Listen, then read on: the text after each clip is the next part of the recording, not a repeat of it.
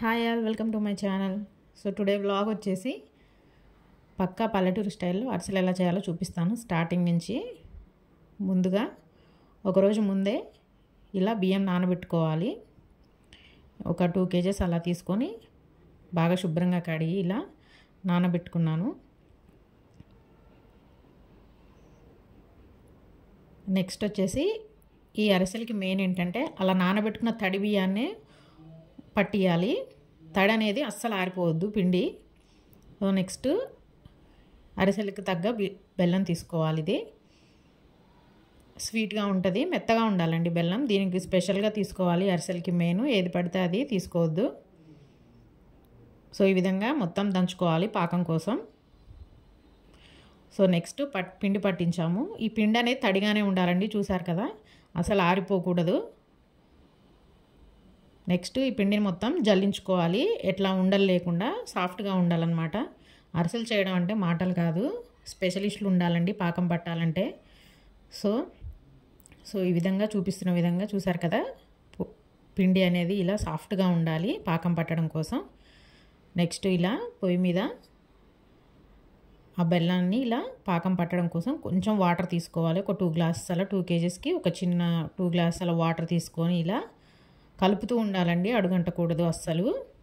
Main process ఈ అరిసెలకి ఈ పాకమే. So చూసారు కదా, ఇలా చిన్న ఒక ప్లేట్లలో వాటర్ తీసుకొని మనం పాకం వస్తుందా లేదా ఇలా చూసుకుంటూ ఉండాలి. సో ఈ విధంగా చిన్న ఉండలాగా అట్లా చేస్తారండి. అలా చేసిన తర్వాత వెంటనే పిండి ఒకరు పోస్తూ ఒకరు కలుపుతూ ఉండాలి. పక్కా 2 మనుషులు అయితే ఉండాలి, ఇలా కలుపుతూ ఉండాలి.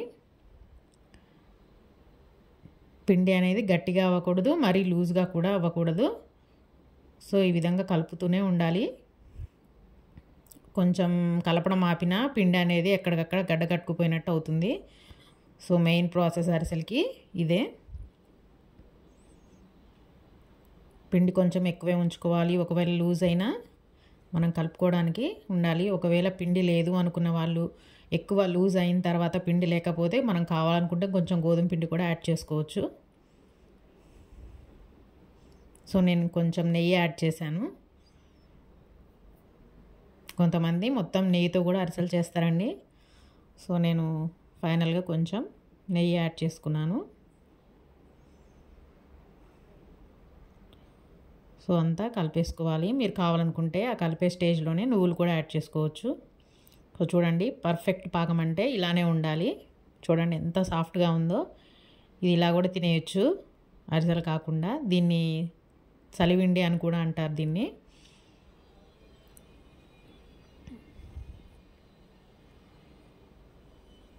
నెక్స్ట్ ఇంకా ఒక్కొక్కటి అలా ప్రెస్ చేసుకుంటూ కాల్చుకోవడమే, అంతే. మొత్తం ఆయిల్తోనే ఉంటుంది ఈ అరిసెలు. సో టేస్ట్ ఉండాలంటే అప్పుడప్పుడు తినాలి, తప్పదు కదా. సో అంతే, ఎంతో టేస్టీగా ఉండే అరిసెలు రెడీ. పక్కా ఈ ప్రాసెస్లో చేస్తేనే అరిసెలు అనేవి పర్ఫెక్ట్గా వస్తాయి, ఎంతో రుచిగా ఉంటాయి. సో చూసారు కదా, దసరా పండగకి మేము చేసిన అరిసెలు ఇవి. Hope you like the video. Thank you for watching. Please subscribe my channel.